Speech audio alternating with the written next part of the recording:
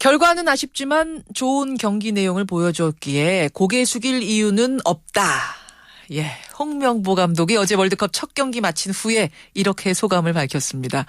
사실 최근에 튀니지나 가나와의 평가전 봤던 분들은 과연 우리 팀이 러시아와 맞서서 잘할 수 있을까 걱정했던 분들 많으실 거예요.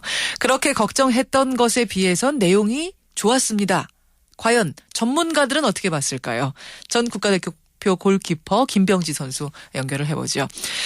김병지 선수 안녕하세요. 네, 안녕하세요. 어제 경기 잘했다, 아쉽다 평가들 엇갈리는데 전문가 눈으로는 어떻게 보셨습니까?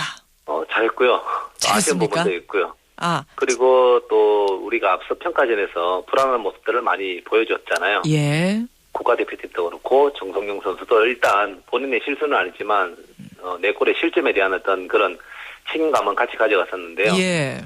이번 경기에서 어떻게 보면 대표팀의 변화된 모습, 또 정성용 선수도 또 좋은 모습은 확신을 가지고 뛰었던 경기가 아닌가 이렇게 평가하고 싶습니다. 그중에서도 가장 칭찬할 만한 부분을 꼽는다면 어떤 걸 꼽으시겠어요?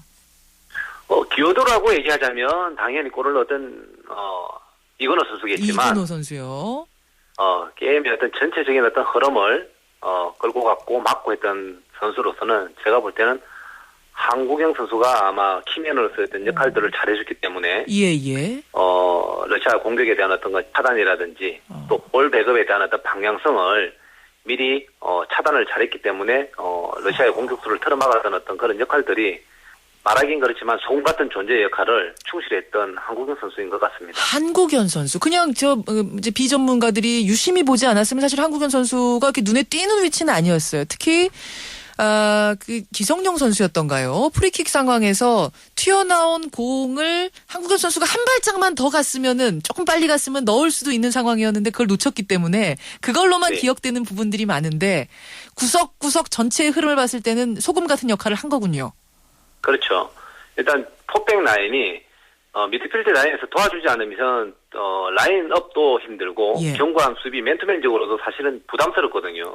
서로 패스가 뒤쪽 공간을 들어가게 되면 밀착 수비를 하기 힘든데 한국영 선수가 수비형 미드필드를 보면서 중간중간에서 어떤 걸 차단하는 역할 예. 또 압박하는 역할들을 충실했기 때문에 디펜스에서는 어떤 걸 상황 전개상 압박도 할 수 있고 조직을 또 뒤로 라인을 물릴 수도 있고 시간적인 그런 어떤 여유도 가지면서 경기 운영을 할 수 있었던 거죠. 그렇군요. 한국연 선수. 알겠습니다. 김병지 선수가 골키퍼다 보니까 자연히 골키퍼에 눈이 더 가셨을 텐데요.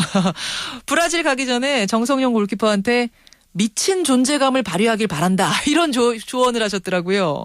네네. 예, 어떻게 이번 경기에서 그 미친 존재감이 발휘가 됐습니까? 일단 평점으로 보면 10점 만점에 8.5점 정도는 줄 수 있어요. 상당히 잘했다고 보죠. 8.5점. 8이면 8이고 9면 9죠. 어떻게 8.5점이 나왔어요? 좀 아쉬운 장면들은 예. 있긴 있었거든요. 물론 그게 이제 실점으로 연결되지는 않았지만 예를 들어서 백패스 나왔을 때 걷어낸 부분 하나하고 펀칭을 했는데 상대가 바로 슈팅을 때렸던 부분들이 있어요. 나머지는 전체적으로 쳐낼 거 쳐내고 예. 골키퍼의 역할은 충분히 그걸 잘했습니다. 예. 골키퍼에게는 8.5점 주셨어요. 그럼 전체적으로 어제 경기에는 평점 몇 점 주시겠습니까? 앞으로 남아있는 어떤 경기 정황상 봤을 때는 예. 러시아랑 같은 1점이지만 같은 1점의 어떤 그런 구도가 아니라고 저는 생각을 합니다. 그게 무슨 그래놓고 보면 말씀이세요? 1차전에 대한 어떤 평점도 8점에서 9점 정도를 줄 수 있을 것 같습니다. 그 말씀은 똑같은 무승부, 똑같은 1점이지만 우리의 사기가 확 살아난 부분에 점수를 주시는 거군요. 그렇죠. 러시아는 아마도 대한민국 팀을 이겨서 성점을 확보하고 가서 알제리와 또 벨기에전에서 이제 승부수를 띄웠을 텐데 예. 벨기에하고 알제리 중에서 이제 승부수를 띄워야 되거든요. 그 다음 게임이 공교롭게도 힘든 상대를 만나요. 벨기에를 먼저 만나죠. 네네. 만약에 벨기에가 이긴다면 2연승으로 마지막 대한민국이 어쨌든 8강에 대한 구상을 간다 그러면 선수들의 휴식을 부여할 수도 있습니다. 전략상 구도 자체는 우리나라가 다음 알제리지만 이긴다면 예. 벨기에 베스트팀과의 어떤 그런 좋은 컨디션과는 또 다를 수 있다는 거 심리적인 영향도 있겠죠. 네. 진출한 팀과 마지막 승부를 걸어야 되는 팀과의 차이는 분명히 그러네요. 존재하니까요. 예. 어떻게 보면 대한민국도 알제리전에서 총력전을 해야 되지 않을까 생각합니다. 그러네요. 알제리전 얘기를 좀 해봐야겠습니다. 김병지 선수. 이제 23일 그러니까 다음 주 월요일에 두 번째 상대 알제리와 맞붙게 되는 건데 단도직입적으로 어떻게 예상하세요? 일단 뭐 내용상 조금 뒤에 얘기겠지만 저는 2대0으로 이길 거로 지금 예상을 하거든요. 2대0이요? 네네. 여기 후하게 주시네요. 2대0. 어떻게 단정적으로 말씀을 하세요? 알제리는 졌어요, 일단은. 졌죠. 예, 전 경기를 네, 졌습니다. 1차전 벨기에랑 2대1로 졌거든요. 예. 그러면 대한민국과의 어떤 그런 승부에서는 분명히 승리에 대한 어떤 그런 마지노선을 치고 도전을 할 거예요. 그렇죠. 그러다 보면 전략적으로 보면 도전적이고 조금은 모험적인 어떤 그런 전략을 가져갈 수밖에 없거든요. 그러다 보면 아무래도 뒷공간이라든지 너무 공격적에 치우치다 보면 예. 균형에 대한 어떤 그런 문제점들도 많이 생길 수 있습니다. 빈틈이 생길 거다.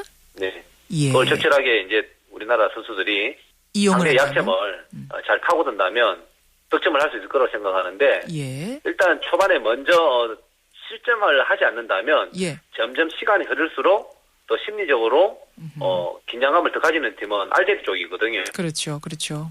그래서 전술적으로 전략적으로 1차전에 대한 패배와 우리 1차전에 비긴던 어떤 그런 점수 차이로 봤을 때 예. 그런 경기 운영을 할 수 있다는 게 어떻게 보면 좋은 조건일 수 있습니다. 그래도 벨기에와 붙었을 때 싸울 때 생각해 보면은 알제리가 생각보다 굉장히 잘했어요. 벨기에가 원체 잘하는 팀인데 거기에 맞서서 2대1이라는 거는 그러면은 아무리 심리적으로 급박하다고 그래도 우리와는 좀 객관적인 능력은 차이가 있는 거 아닌가요? 잘하는 건 맞아요. 다 맞아요. 지금 피파 랭킹에서 보면 한국보다 지금 다 우선순위에 다 있으니까요. 예, 예. 그런데 어제 제가 이제 벨기에 경기도 이제 좀 지켜봤었는데, 예. 감히 이런 말씀 드리기에는 좀 그렇지만 우리가 벨기에 어떤 걸 존재감만큼이나 어제 경기는 그렇게 좋지는 않았어요, 사실은.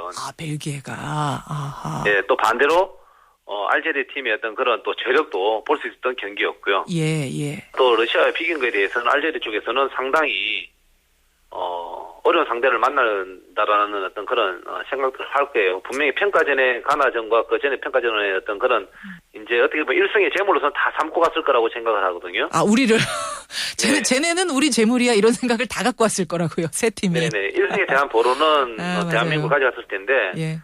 아마도 훨씬 더 어렵다라는 생각을 가졌을 테고 또 반면에 또 우리도 조심해야 될 것은 예. 그만큼 보여줬기 때문에 예. 상대도 더 철저하게 멘탈적으로 준비되어 나온다는 것을 그렇겠죠. 관가해서는 안 되는 어떤 그런 경기 흐름이 될 것 같습니다. 알겠습니다. 지금 김병지 선수 말씀처럼 2대0 승리. 저도 간절히 바랍니다. 이 예언이 맞는지 한번 나중에 체크해 보시는 것도 재밌겠어요. 예, 우리 열심히 응원해야겠습니다. 김병지 선수 오늘 고맙습니다. 네, 감사합니다. 예, 김병지 골키퍼였습니다.